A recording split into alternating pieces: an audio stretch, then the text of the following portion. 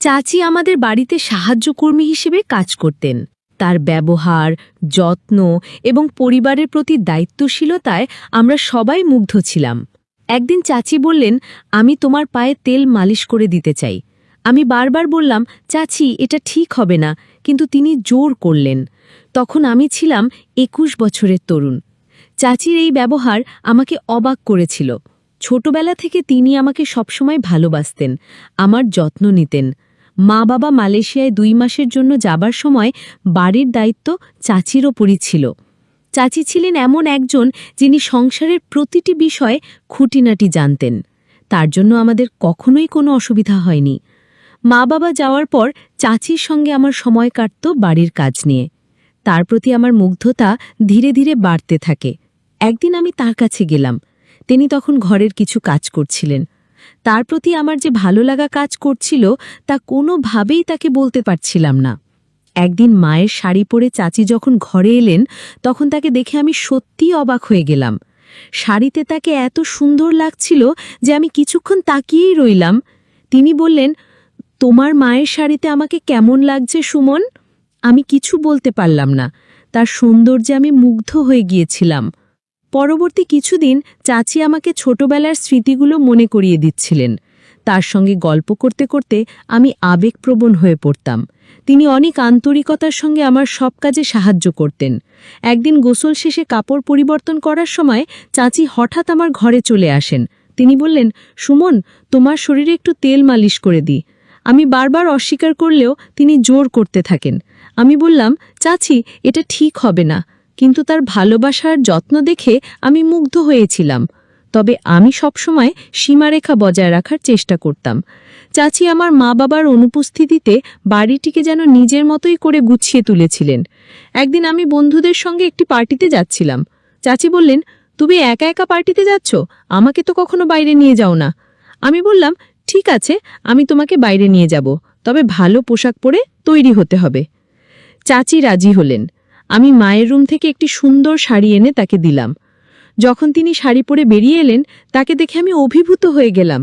তার সৌন্দর্যের আভা আমাকে মুগ্ধ করেছিল। সেই মুহূর্তে আমি বুঝলাম, ভালোবাসা মানে শুধুই শারীরিক আকর্ষণ নয়, এটি একজনের প্রতি আন্তরিক ভালোবাসা আর যত্ন। তিনি মায়ের ঘর থেকে একটা আধা পরা শাড়ি পরে বের হলেন। সাজগোজে তাকে দেখতে একেবারে মডেলের মতো লাগছিল। তাকে দেখে আমি চোখ নামিয়ে নিলাম। দরজা দিয়ে বের হওয়ার সময় তিনি হঠাৎ দরজার সাথে ধাক্কা খেয়ে আমার ওপরে পড়ে গেলেন। আমি লজ্জা পেয়ে দ্রুত সরানোর চেষ্টা করলাম, কিন্তু তিনি তখনও পড়েছিলেন। আমি ধীরে ধীরে তাকে সরে যেতে বললাম এবং কিছুক্ষণ পরে তিনি উঠে দাঁড়ালেন। তার স্যান্ডেল খুলে রেখে আমি মায়ের একটি সাধারণ স্যান্ডেল এনে দিলাম। এরপর আমরা দুজন গাড়ি করে পার্টিতে যাচ্ছিলাম। পার্টিতে গিয়ে আমার বন্ধুরা তাকে দেখে মনে করল তিনি আমার বান্ধবী, কিন্তু চাচি তাদের ভুল না ভেঙে বরং সবার সামনে বললেন, আমি সুমনের বন্ধু। পার্টি শেষে আমি তাকে জিজ্ঞেস করলাম, তুমি কেন এমন করলে? তিনি হেসে বললেন, তোমার বন্ধুরা যখন ভাবল আমি তোমার বান্ধবী, তখন তোমার মুখের অভিব্যক্তি দেখার জন্য আমি নিজেকে তোমার বন্ধু হিসেবে পরিচয় দিয়েছিলাম। যদি এতে কোনো সমস্যা হয় তাহলে আমি দুঃখিত। আমি বললাম, দুঃখিত বলার কিছু নেই, তুমি যা করেছো সেটাই ঠিক ছিল। এরপর তিনি বললেন, তোমাকে ছোটবেলা থেকে চিনি, তাই তোমার মনের কথা বুঝতে পারি। আমি মুচকি হেসে বললাম, তুমি আমার বন্ধু হয়েই থেকো। তখন তিনি বললেন, আমাকে তুমি মিতালি বলে ডাকতে পারো, এতে আমাদের সম্পর্ক আরও স্বাভাবিক হবে। যদিও প্রথমে তাকে মিতালি বলতে কিছুটা লজ্জা পেয়েছিলাম, তবুও নামটি বলার পর তিনি মুচকি হাসলেন। পরের দিন সকালে আমি কলেজে যাওয়ার জন্য কোন শার্ট পরব তা নিয়ে বিভ্রান্ত ছিলাম। মাকে ফোন দিতে যাচ্ছিলাম, তখনই মিতালি চাচি ঘরে এসে বললেন, কোন শার্ট পরবে সেটা নিয়ে চিন্তা করছো? তোমার চাচি যখন আছেন তখন আমাকে জিজ্ঞেস করলেই পারো। তিনি একটি শার্ট তুলে দিলেন এবং সেটি পরে আমি কলেজে গেলাম। বিকেলে তিনি বললেন, তোমাকে খুব ক্লান্ত লাগছে, চলো আজ তোমার মাথায় তেল মালিশ করি। এরপর আস্তে আস্তে আমার মাথায় তেল মালিশ করতে শুরু করলেন। পরের দিন সকালে ঘুম থেকে উঠে দেখলাম তিনি আমার পায়ের কাছে শুয়ে আছেন। আমি আতঙ্কিত হয়ে বললাম, আপনি এখানে কেন? তিনি বললেন, আমি শুধু তোমার কাঁধে হাত রেখেছিলাম আর তাতেই তুমি ঘুমিয়ে পড়েছিলে। তোমার মা কি কখনো তোমাকে এমন মালিশ করে দেয়নি? আমি বললাম, আমার মা সবসময় আমার যত্ন নেন, তবে এটি আমার জন্য নতুন অভিজ্ঞতা। মিতালি চাচি চুপচাপ মাথা নিচু করে বাইরে চলে গেলেন। কয়েকদিন পর বাবা মা বাসায় ফিরে এলেন। রাতের খাবারের পর মিতালি চাচি রান্নাঘর পরিষ্কার করে নিজের ঘরে চলে গেলেন। আমি সেদিন রাতে তার ঘরে গিয়ে বললাম, আজ আমাদের বেশি কথা হয়নি, তাই তোমার সঙ্গে দেখা করতে এসেছি। তিনি হাসি দিয়ে বললেন, ঠিক আছে, যদি কোনো প্রয়োজন হয় আমাকে বলো, আমি তোমার জন্য এখানে আছি। পরদিন সকাল ৯টার সময় উঠে দেখি নাস্তা এখনও তৈরি হয়নি। সাধারণত মিতাজি চাচি সকাল ৮টার মধ্যেই নাস্তা তৈরি করে ফেলতেন। রান্নাঘরে গিয়ে দেখি তিনি চিন্তিত মুখে দাঁড়িয়ে আছেন। তখন বাবা রান্নাঘরে ঢুকলেন এবং তার দৃষ্টি মিতালি চাচির দিকে বেশ অদ্ভুত মনে হচ্ছিল। সেদিন রাতে আমি চাচির রুমে গিয়ে দেখতে পেলাম বাবা সেখানে একটি বড় অঙ্কের টাকা রেখে এসেছেন। আমার মনে হলো কিছু একটা সমস্যা হয়েছে। আমি বাবাকে জিজ্ঞেস করলাম, চাচির সঙ্গে কি ঘটছে? বাবা কোনো উত্তর না দিয়ে আমাকে আমার ঘরে যেতে বললেন, কিন্তু আমি রুম ছেড়ে যাইনি। চাচি তখন আমাকে জড়িয়ে ধরে কেঁদে বললেন, সুমন, আমি যখন থেকে এই বাড়িতে এসেছি তখন থেকেই তোমাকে কিছু কথা বলতে চেয়েছিলাম, কিন্তু সাহস পাইনি। আমি তাকে সান্ত্বনা দিয়ে বললাম, তুমি যা বলবে সেটাই সত্য। চাচি আমাকে আবারও জড়িয়ে ধরে কাঁদতে শুরু করলেন। আমি তাকে সান্ত্বনা করার চেষ্টা করলাম, যা আমার মা বাবা দূর থেকে দেখলেন। মা তখন বাবার দিকে তাকিয়ে বললেন, তুমি যদি কোনো গরিব মহিলার সঙ্গে খারাপ কিছু করে থাকো তা আমি মেনে নেব না। আমি চাচিকে বললাম, এখন চুপ থাকাই ভালো, এখানে চুপচাপ থেকে চলে যাও। কিন্তু হঠাৎ চাচি চিৎকার করে বললেন, আমি আর চুপ থাকতে পারবো না, আমি সুমনকে সব সত্যি বলবো।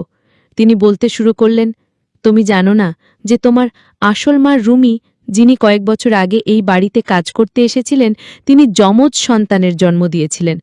তাদের মধ্যে একজনকে আমি বড় করেছি। তুমি যদি আমাকে চাচি হিসেবে মেনে নাও তবে আমি তোমাকে পুরো সত্যি বলবো। আমি হতভম্ব হয়ে জিজ্ঞেস করলাম, এরা তাহলে আমার মা বাবা নয়? তুমি কি সত্যি সব বলবে?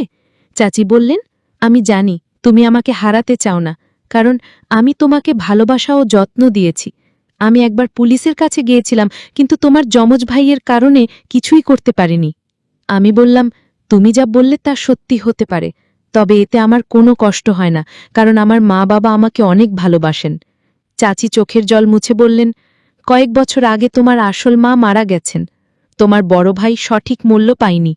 তখনকার দিনে অবস্থা এতই খারাপ ছিল যে তিনি নানা জায়গা থেকে চুরি করে টাকা উপার্জন করতেন।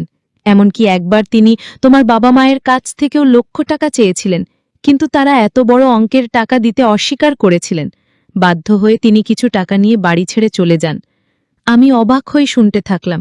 চাচি আরও বললেন, তোমার বড় ভাই বারবার আমার বিশ্বাস অর্জনের চেষ্টা করেছেন, কিন্তু যখন তার মিথ্যের মুখোশ খুলে গেল তখন তার প্রতি আমার সমস্ত ভালোবাসা এক ঝটকায় শেষ হয়ে গেল। কয়েক বছর আগে তোমার বাবা মা তোমাকে দত্তক নেওয়ার জন্য টাকা দিয়েছিলেন, কিন্তু আমি সেই টাকা সঠিকভাবে ব্যবহার করতে পারিনি। তোমার বড় ভাইকেও সঠিকভাবে লালন পালন করতে ব্যর্থ হয়েছি। যদি আমি সময়ের গুরুত্ব আর অর্থের মূল্য বুঝতাম তাহলে আজ তোমার ভাই বেঁচে থাকতেন এবং নিজের পথে সফলতা অর্জন করতে পারতেন। আমি বললাম, চাচি, আপনি ঠিক বলেছেন, টাকার চেয়ে সঠিক মূল্যবোধ আর শিক্ষার গুরুত্ব অনেক বেশি। আপনি টাকা দিয়ে ভালো পোশাক কিনতে পারেন, কিন্তু মূল্যবোধ কিনতে পারেন না। মিথ্যের আশ্রয়ে কিছু সময়ের জন্য সুখ পাওয়া যায়, কিন্তু একসময় এসে বুঝতে হয় মিথ্যের আয়ু দীর্ঘস্থায়ী হয় না।